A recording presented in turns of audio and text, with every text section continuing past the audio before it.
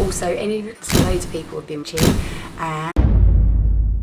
Hi, welcome back to my YouTube. I've been away for a little while. I've been a bit busy, so I'm so sorry that it's taken me so long to kind of get to this process of the camera in front of me filming a little look for you. Today I just want to do a really nice natural skin with some lashes. I'm going to use our Dell lashes or maybe the NYX lashes. I'm kind of toying with what ones to use at the moment. What I also want to go over with you is mixing products around the face. I'm going to use a black Nudestix liner for my lipstick. So it's kind of like quite a gothic look, and I think going into autumn, winter, kind of pretty on point really. So I'm going to do that for you. But first I just wanted to go over some of my little hero products of 2016. And I've also got just some products that I've discovered along my little journey this year, so I just want to share those with you. So first of all, I used SPF 50 every day on my skin because you've really got to look after your skin. Back in the day, in my teenage years, which seems a little while ago now, I've got skin damage basically. I've got pigmentation around my face from old damage where I used to lay out and singe my skin. Don't do that. I think we all kind of know now, don't we? Don't do that. So but I use SPF every single day, whether it's kind of raining or snowing really. I just protect your skin. It helps, gives a good barrier and hydrates it and shields it against the free radicals of every day. So I've moisturised. I've used this amazing little product that's just come out. It's the Phyto Replenish Oil from Dermalogica. You just mix like 4 to 6 drops in with your moisturiser or your foundation. Obviously it hasn't got an SPF, so you've really got to be careful that and really make sure, really be on it that you're using an SPF with this, because it is an oil, but unlike other oils, it doesn't leave that residue and it doesn't make your makeup slide. It's really awesome. So I've got that on. But this is the product I want to introduce to you all. If you haven't already seen it, it's Erborian. It's a Japanese product. It's a CC cream. I'm totally in love with it. It's got an SPF 25. It smells divine. It's brilliant for TV work or anything like that. It's like a cream. It looks like a cream, but it adapts to your skin tone. Okay, can you see that? The light seems pretty bright. But anyway, so you just pop it over the skin and it'll act as your primer. It'll even out the skin tone. The beads within the actual product adapt to the colour of the skin. So this is a point where if I'm working on clients or, you know, models, anything from TV across the board, I've used this a lot this year. Get your hands in there, get involved, kind of feel the bone structure of who you're working with, so you know that where you need to put your product and where you need to contour, and the layout of the face really. So you can see that it gives a really nice natural finish to the skin. It smells amazing as well. I love it. So there's that. So that's Erborian CC Cream. Get some. Along with that, I've been a massive lover of these Chantecaille Just Skin Tinted Moisturisers. These are in the tones Nude and Wheat. So I'm going to mix both of these. I'm a massive fan of these. They're a really, really light coverage foundation, like a tinted moisturiser, but you can layer them up if you need to. I've been mixing them in with the pots of the Chantecaille, which is the Future Skin. You shouldn't have any breakouts with it. It's a really sensitive product. So I'm going to use the Nude. These little dots, I'm sure you know if you've watched my YouTube before, but if you haven't, this is from my brush belt. If you've not seen that video, what's in your brush belt, you should check it out because it just goes through some of my favourite brushes. But this is Real Techniques in 300, and I'm going to use that Nude Chantecaille and just buff it into my skin. This is a lighter tone, so I'm just going to use it on my forehead in the centre there as though I was strobing. Just use it for the lighter areas of the skin. I'm just really lightly going over in circular motions. Obviously, depending on what brush you use will determine the finish of the foundation that you're going to get. The flatter the brush, the heavier the coverage, and obviously the bigger it goes out, you're going to get more of an airbrushed kind of natural finish to it. So then I'm going in with Wheat, which is the darker of the colour, and I'm just going to go in where I would use that like as my contour spots. So I'm just doing the C for contour and then up to the cheekbone. And then this saves me putting on lots and lots of different products for contouring. because I really like to see the skin and keep it natural and let it breathe a little bit as well. These are really light products. I really recommend them. I've been trying out as well loads of different little remedies for your skin with natural produce from the kitchen. As you know, I'm a big cooking fan as well, so I've been using a lot of oats to make my own oatmeal water just to cleanse the face. If you've got problems in terms of like problem skin like acne or any blemishes coming out, it's really good to boil up a little bit of water, mix some porridge oats, any porridge oats, and then you'll create a paste and then use that as your exfoliator. I've also been using Dermalogica Micro, I always get it, Micro Day, I've forgotten what it's called. Basically it's an everyday exfoliator. It's really fine and it's got rice bran in it, so it basically just hydrates the skin and smooths out the skin and reduces pigmentation, so it brightens the skin as well, so I need that. So there's my base for you, and then I want to introduce you to this bronzer which is called St. Barth's. Again, it's Chantecaille. I'm just gonna lightly with my Spectrum fan brush just kind of dust it on and under my cheekbones, focusing underneath so I'm getting that natural contour.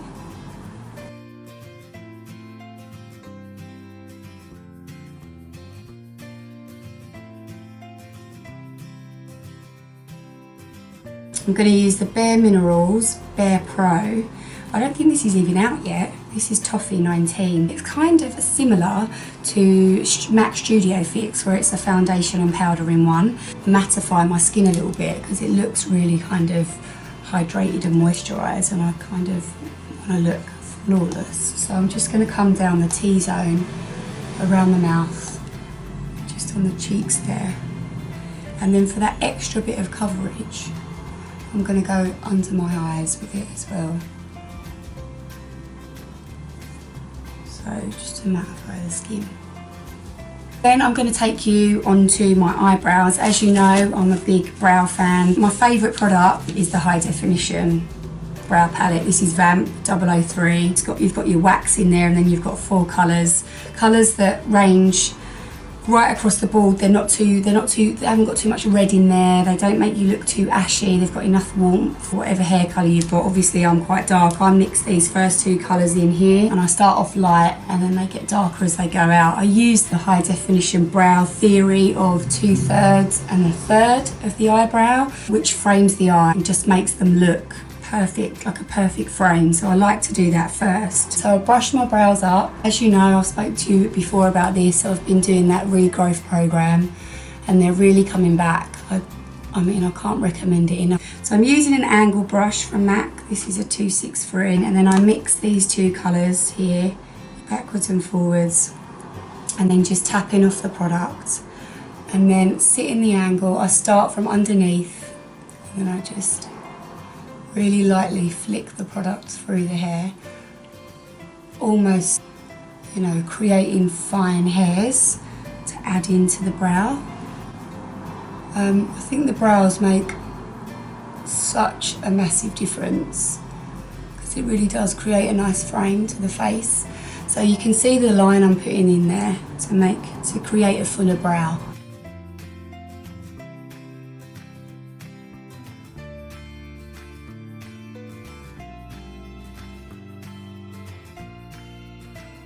Here's a really nice little tip.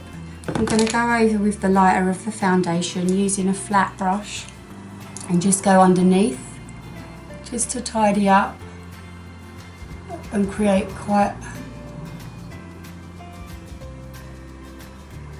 a sharp line under the brow so that it gives it a nice little pop.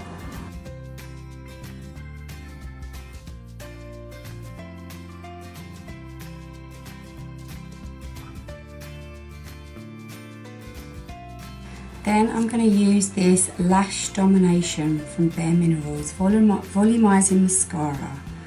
Ooh, I love it. Look at the brush. Can you see the brush?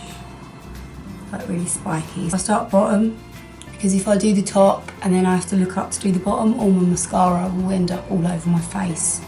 So I'll start with my bottom lashes and kind of get the wiggle motion getting right in there.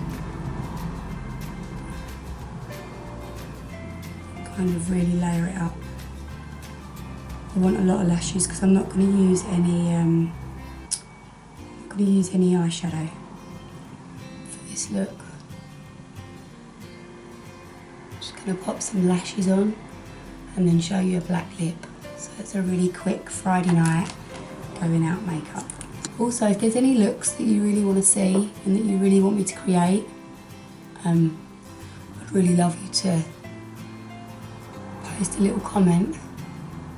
Let me know, because I'm happy to do it. And even if it's not for YouTube, it'll be on my Snapchat, which is Shullerink. But I am going to try and do more YouTube. Funny, the old mascara face. It's because when something comes towards your eye, naturally your brain tells you to open your mouth to steady.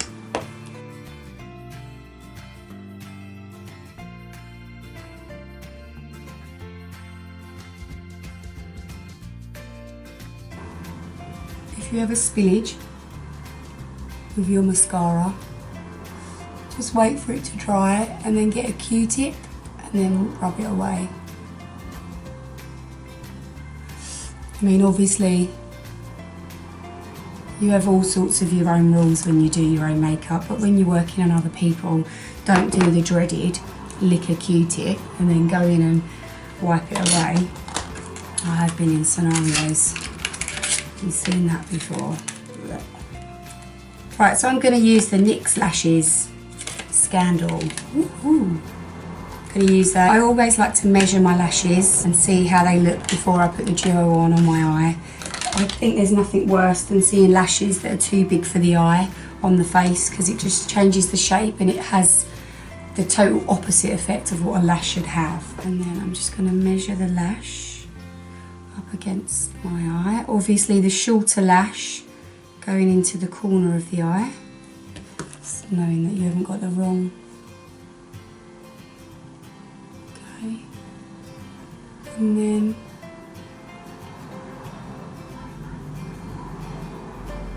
by doing this you can tell if any of the lashes need to be chopped down. Don't be afraid to do that. Don't get precious with them, because it makes a big difference that they fit, which these do, so that's nice. I'm not going to have to cut any of them away. Oh, these lashes are divine. So nice. Ooh. Right, okay, so they fit. I'm not going to cut any of those off. I'll pop a little bit of duo onto the packaging there, and then run it along the lash line and leave it for a couple of seconds so it almost goes tacky, so it's not wet when you're putting it on the eye, especially if you're using eyeshadow, because then if you put the glue on and then you kind of misjudge it and it moves around a little bit, then you'll have eyelash glue all over your eyeshadow, which you won't want. So I'll use a little brush. These are great for putting on lashes. This is just a Kryolan, like fine line brush, so I'll put the glue on with that. And then afterwards I'll use that brush to push it into my lower lash line, my upper lash line, so that the lashes are really along that line. I hate to see that as well when the lashes are not sitting where they should be. So just a small amount of duo along there, and then leave it for a couple of seconds while you do the other one, and then that will go tacky. The great thing about duo, if you've not used it before and if you're new to it, is it dries clear, so you can kind of see what you're doing to start with, and then it dries clear, you can't see it, so that's good. It's really worth the investment. The lashes last, they will stay on with duo, but it's not intense where it's going to rip your eyelashes out. So I think as well, when you're starting with lashes, if you're starting to kind of experiment with them, just be patient. They are tricky to get on, so just take your time with it and then put them into place. I have to use this mirror because I can't quite see otherwise. So starting with the outer corner, and then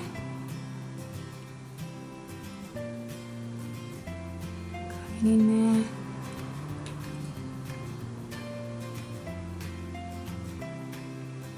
And these are quite fine, so they're moving around, which is okay, but an easy solution to that is to wait for the glue to go a little tackier, and then it will just adhere straight away. Then I'll go in with my fine line brush, which is tiny, and then I can push it into the natural lash line, so you don't know where the lashes, where your real lashes are and where the false lashes begin.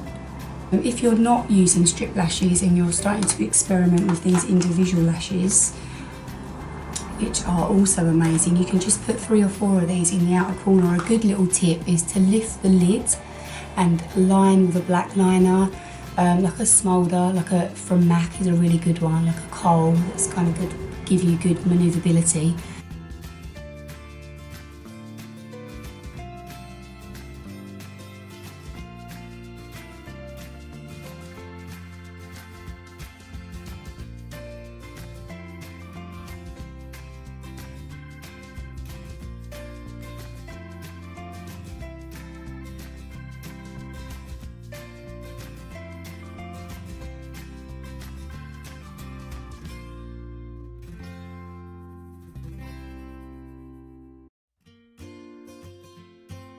So those lashes again are the NYX Scandal WL07. Just going to wait for that glue to set in a little bit, pop some more mascara on my lower lash just to build that up a little. And then tidy up any spillages from the mascara underneath. Did anyone see my Snapchat the other week when I did the boxes all over my face? If you want me to do a YouTube video on that, I will.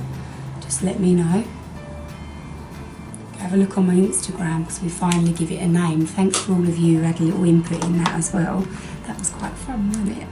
I'm going to use some more of the bronzer just to pop a little bit more contour on there. Really get in there, just to give it a bit more definition. Going up into the temple. If you've got, if you're conscious of having a high forehead or anything like that, then here you want to contour this away a little bit, so you can just go up and kind of brush the product, the contour product there, and then under your cheekbone. And if you want to lift your neck as well, which, let's be honest, you probably don't, but I do, and all my friends do. So I just bronze a little under here to give that lift to my neck. And then again, either side of the esophagus, just a little bit of bronzer. And then fan it all over so that you blend it all in, so you don't know where it starts and finishes. So the Empire Black Liner Pencil from Nudestix is what I'm going to be using to line my lip with. So, or not line my lip and then fill in my lip. So I'm just going to literally start filling in.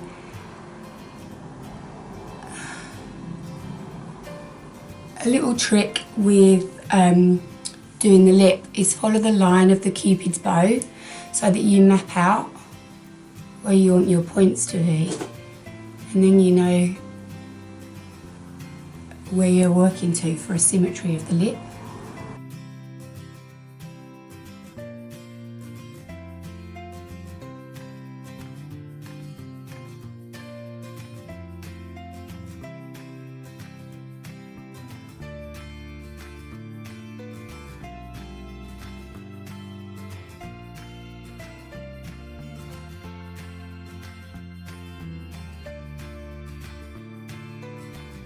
And then I'm just taking the colour inside there so that when we do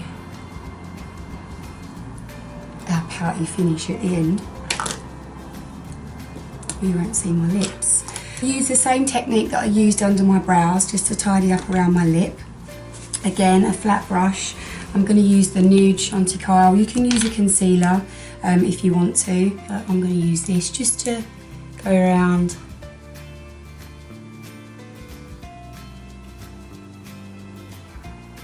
And almost give the lips a frame.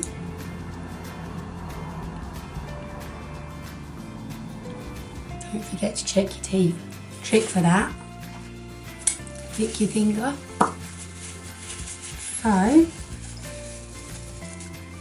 there you go. So, I hope you like this look. Thanks so much for watching. It means the world to me. Sorry I've been away for so long, but I've been a little bit busy. But I promise to do more videos for you. Alright, hope you're well. Bye.